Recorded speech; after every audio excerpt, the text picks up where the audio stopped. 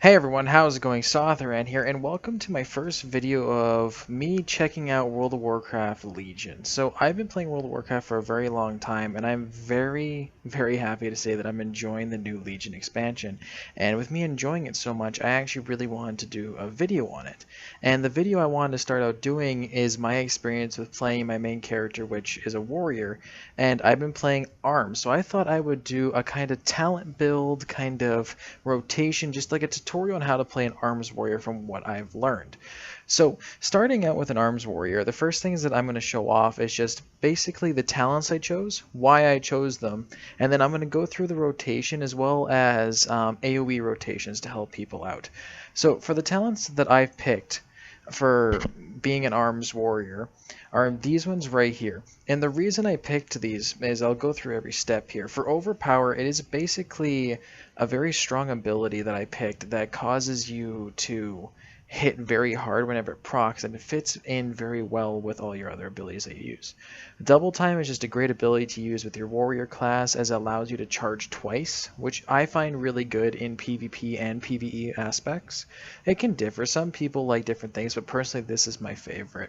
When it comes to the third row, Fervor of Battle is my top favorite of what you're able to do, because from what you're able to choose from. Because being an arms warrior, you're going to notice that you have a kind of a very lack of DPS for AoE when it gets compared to the Fury Warrior. And this ability right here allows you to keep doing great amounts of DPS on your main target, while as AoEing, which is just amazing.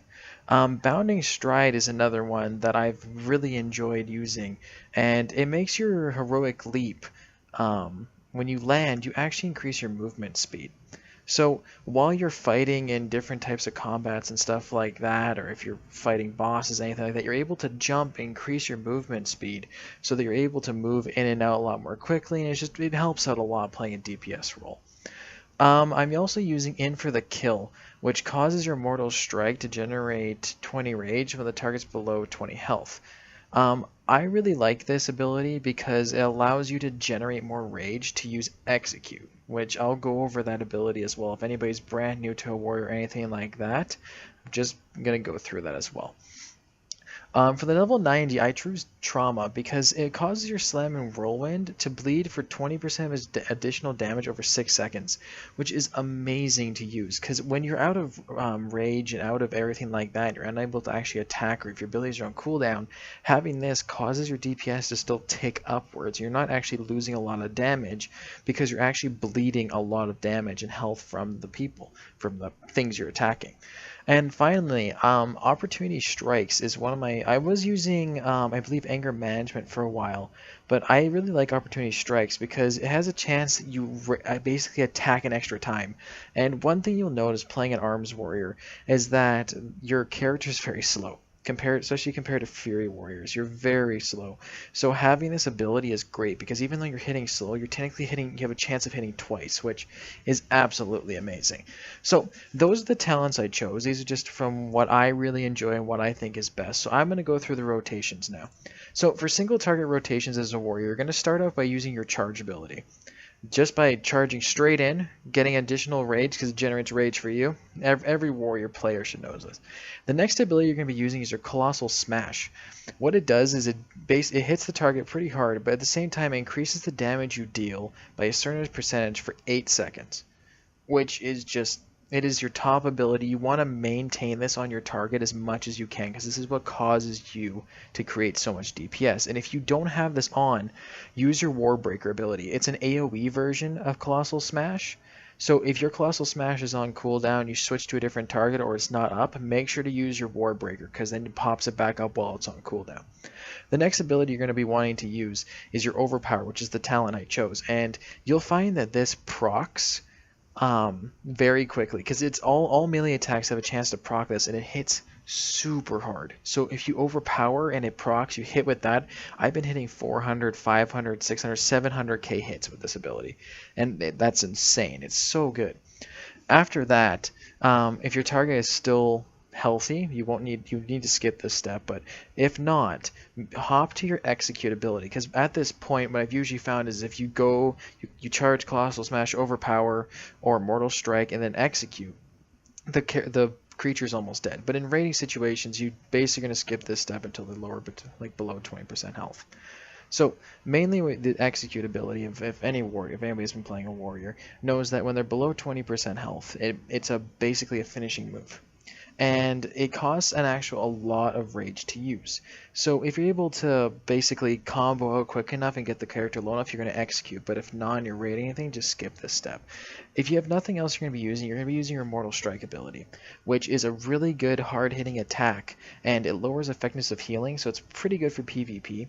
It has a small amount of cooldown on it with the talent I chose, but it also causes that when the talent I chose is that when they're below 20% health, it generates rage for you as well. So it makes it very useful because you're actually not spending anything on it. It makes it a free ability, so you can keep executing Immortal Striking and all that kind of stuff. And if everything else is on cooldown, you're going to be using your Slam ability, which is basically like your very basic. You have too much rage, all your other abilities are on cooldown. You're going to come to Slam, and this ability also has the bleed effect on it. So it comes back to when I was saying that when you're fighting something, your abilities are all on cooldowns. You're unable to actually fight anything, or you feel like your DPS is lacking. If everything else is on cooldown, you can switch to Slam, and with the bleed and the continuous damage, if you have enough rage built up, you're actually able to maintain your DPS until Colossal Smash comes back, Overpower comes back, Mortal Strike comes back. Those abilities proc again. And another thing as well, the main ability that warriors will be using is Battle Cry. And it's granting 100% increased critical strike chance for 5 seconds. This ability is amazing. Proc it as soon as you possibly can. I personally love comboing it with Battle Cry, Colossal Smash, and then either an Overpower procs or I hit with a Mortal Strike, and it does so much damage with those crits. So now when it comes to AoE rotations, what you're going to want to do is that one thing you're going to notice is that this class kind of lacks in AoE when it comes to Fury Warriors. Fury Warriors beat this class out with AoE for sure, but there is some things you can do that actually cause a ton of AoE damage for kind of short bursts. So the first thing you're going to want to do is the same thing like Colossal Smash or single targets. You're going to use your Warbreaker ability instead. This is a big AoE that erupts around you in a very close range. It might seem like it's a little bit of a longer range with the animation, but it's actually not. It's very close. So you're going to be right in the thick of it. You're going to hit your Warbreaker, and then what you're going to do is immediately afterwards is hit your Bladestorm ability, which causes you to spin, and you can spin around and continuous spin, and everyone within 8 yards gets hit by a ton of damage over a specific amount of time, minus 5.4 seconds. You're immune to movement effects, and you're actually able to move while this ability is going, so it allows you to chase bosses, stuff like that if you need to. If there's a big AoE mob that's being moved, it's great. But you're going to want to definitely use it with Warbreaker, and personally, proc Battle Cry, Warbreaker, then your Bladestorm, which gives you an amazing amount of DPS, and you'll be able to burn down the group so quickly. If these abilities are on cooldown and you're done that, go to your Cleave. It strikes a couple enemies in front of you with a sweeping attack, and it also gives you a great bonus when it comes to your Whirlwind. So if there's a bunch of guys in front and you cleave in front of them, it gives you a bonus to your next Whirlwind, which you'll find is pretty helpful because if you have nothing else, you're going to be Whirlwinding. And as you can tell, it costs 25 rage, which is a lot, especially if you only have 100, right? But with the bleed effect, the bonus from the cleave, and the ability to just generate rage continuously with the talents we chose, it causes you to basically have a full rage bar at this point, whirlwinding 4 times, and if you're cleave procced, you're going to be doing so much AoE DPS you'll actually be able to keep up with Fury Warriors, which is my main problem. That's why I was kind of iffy about doing this class and switching to arms, but I found it does so much work for you.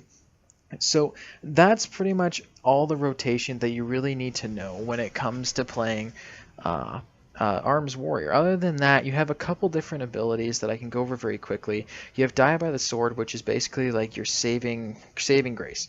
It increases your parry chance and reduces damage taken. Use this when you're in trouble. If you're out fighting mobs, you get overwhelmed. It's the best thing you can use.